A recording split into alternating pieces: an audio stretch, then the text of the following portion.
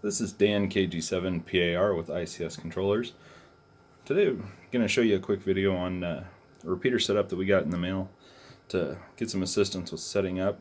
This one is going to be on the air as K2WMA, and as you can see in the top side of the left side of the image here, we've got a basic Pi-3, 3B specifically, and one of our ICS controllers, PI-REPEATER-1X, a single channel full duplex controller. So I've got everything adjusted up for Ed, who owns this equipment, and just going to do a functional check here. So first thing we're going to do is call out and announce that we're going to be broadcasting, and then I'm going to ask the repeater to identify itself. KG7PAR going to be performing an equipment check. KG7PAR performing an equipment check.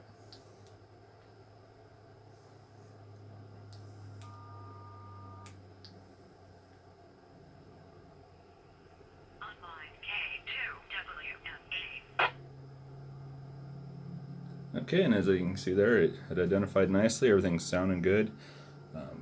Go ahead and key it up for a moment here, and hopefully you can see these LEDs.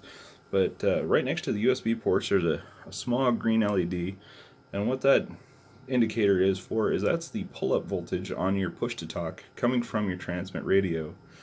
Now, when the push-to-talk LED that is on the left-hand side that's red turns on, that green LED will illuminate.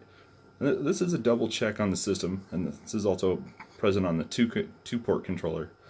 But the red LED indicates the GPIO coming from the Pi, indicating that the push-to-talk is supposed to be active. The green LED, as I said, is the pull-up voltage, indicating that the transmit radio is in an active high state. So these logics should be inverse. So when the red LED turns on, it drives a control FET that pulls the radio push-to-talk signal to ground, which will then extinguish the LED. So I'm going to key up again here, and we should see those happening. Now you'll see the red LED on the right-hand side, and that's the CTCSS indicator, or the COS, depending on how you've got your radio wired. The one on the left-hand side there is the push-to-talk. So I'll release the COS. You'll see it distinguish. And then briefly after, the red LED for push-to-talk turns off, and the green LED turns on again. Now, difficult to see in this view because the cable hides it. We'll move that out of the way. There are three switches. 1, 2, 3. These are active high or active low cosine select. Excuse me, cosine, I keep saying that. COS. Let me tell I'm an electrical engineer here. The second one is a CTCSS, and the third one is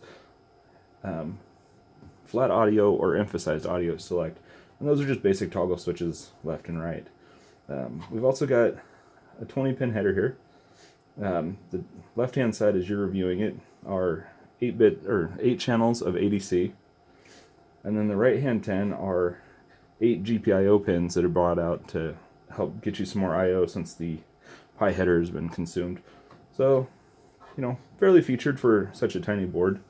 And with that, I'll conclude this demonstration. But great little setup that K2WMA is going to have here. Radios are sounding great. Controllers sounding great. Thank you.